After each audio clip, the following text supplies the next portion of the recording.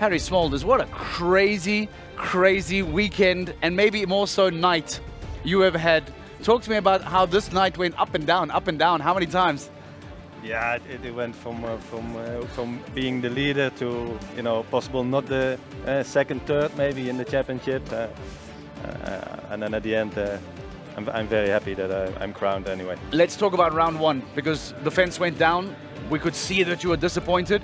What was going through your mind when you left the ring? Did you think maybe this is over, or am I still positive? Like, I knew it was a very big track today. Yeah, it was a serious Grand Prix again, and you can see the level again of our sport. The level what they perform here today is the best of our sport.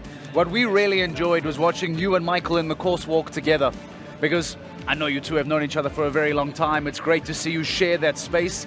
It looks as if on a day that was meant to be big rivalry, the two of you were very close together today. Talk to us about that. Yeah, we have already a friendship over years.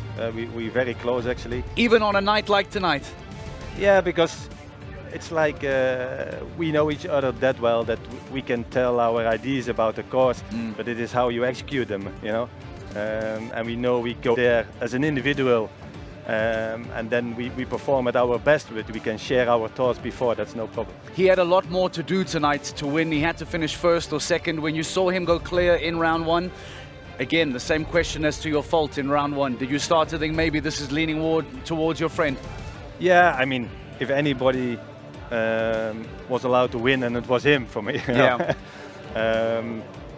But then his horse, I think, jumped superb in the first round. Incredible. Beauville.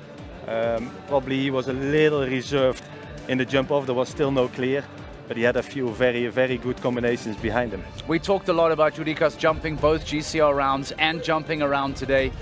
Maybe as champion, it's easier to answer this. Maybe you didn't have the choice. Would you have done it differently if given a different opportunity?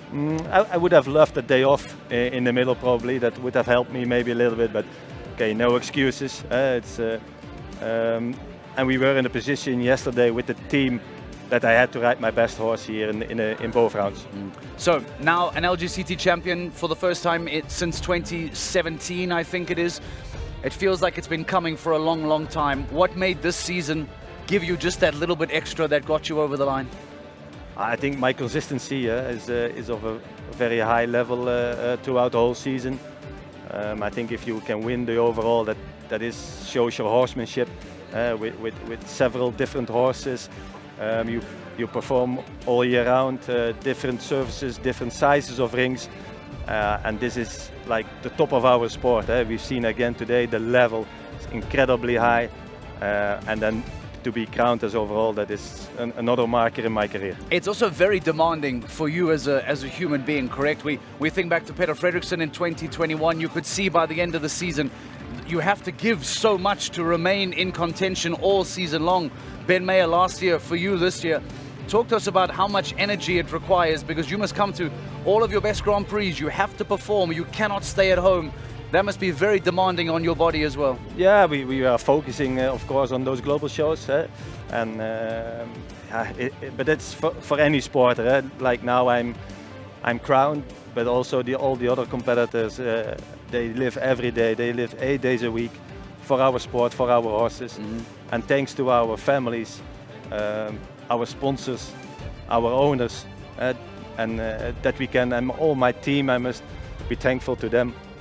They live every day for me to achieve this. And for you to win this for them, with them watching, what will it mean to not just have you win golden tickets, not just have you win in the Riesenbach, to now have the #1 position in the overall season? What does it mean to those owners, the sponsors? How is it so special? I think that gives, like I said, a marker in your career that you don't forget, and to win it now in the second time shows my consistency, shows my horsemanship for several years. But I cannot do it without my team, without my owners, without my sponsors. It's all the credits to them. Yeah, we saw you on the phone a little bit earlier on, actually very shortly after we saw the fault go down for Michael. Who was that first phone call being made to? Yeah, it was my son, my 12-year-old son. What was that phone call like, if you want to share that with us? Yeah, he's very into it, and he's watching and following every show. He's riding himself. He's very interested, and we talked a little bit first, of course, he congratulations, and then straight away we were talking about my round, what went wrong, what I could have done better. How would you describe this compared to 2017? And I'm sure very different seasons, different challenges, different rivals.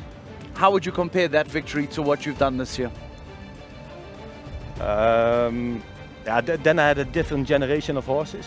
Then I had Dawn, Emerald, Genius, and after that I had that were probably in the best years from then, in the prime time.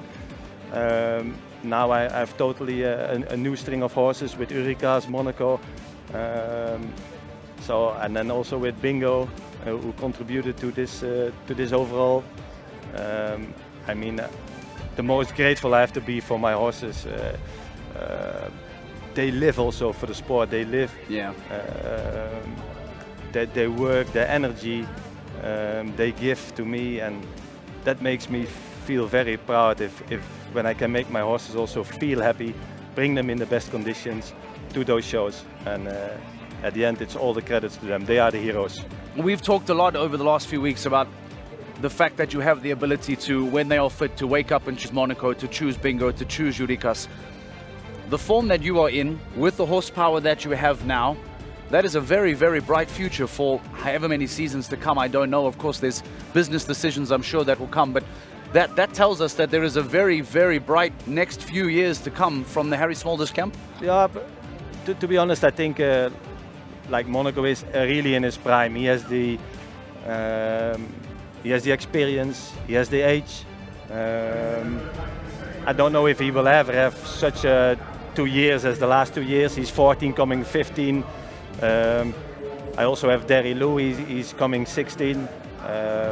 And then you see also today a little bit, Urikas is still stepping up, I think. Yeah. He's still a little bit more immature than the other the other three horses as Bingo. But to win in Riesenbeck, to jump this huge course, it's great signs, very positive signs for Urikas. Yeah, he has all the potential. Yeah. And I think there is still potential to grow. And now, LGCT Super Grand Prix. You're in Prague in a couple of weeks' time. Do you make it a double, a Super Grand Prix champion and an LGCT champion? That's one that's really on my list still, the Super Grand Prix. I haven't won him yet. Last year I was very close with Monaco. I would love to win that one. I think it's going to be a very, very exciting Grand Prix. Here we take a look at the opening round of Harrie Smolders, who at this time had a single rail going down. The 4 then turned into an 8. It meant that he would not go into the jump off. Now the emotions began to go up and down. Was the title over? Was it still alive? But because of what happened later, Henrik von Ackermann having fences down and Michael van der Vleuten unfortunately not making it a 1-2 finish meant that the title came back to Harrie Smolders, and like he did in 2017, goes on to be crowned champion of the Longines Global Champions Tour for the 2nd time in his career. You join Scott Brash, you join Edwina Tops-Alexander as 2-time champions. Ben Mayer is the only 3-time champion. We talk about the stable that you have, the firepower you have. The reality of a Harrie Smolders 3-time champion with Ben Mayer, how close in the future is that? I don't know, it's looking too much forward. I think first we want to do Prague, and then I want to focus on next year. It's all about the string of horses you have, but mainly I'm focused on bringing them in the best shape they can be. What will your highlight be for the season if I take tonight away? Is it the consecutive podiums? Is it the win in Riesenbeck? Is it a great save? What will be a highlight for you when you look back at the season to say, that was a big turning point for me? I think especially in mid-season, like when I had the 4 podiums in a row, that was really set the campaign off. Yeah, that was really setting me off to this overall crown. All right, Harrie Smolders, our champion, superb work and congratulations. It's been a pleasure to watch you. Harrie Smolders, your 2023 LGCT champion, has been crowned the best rider of the season.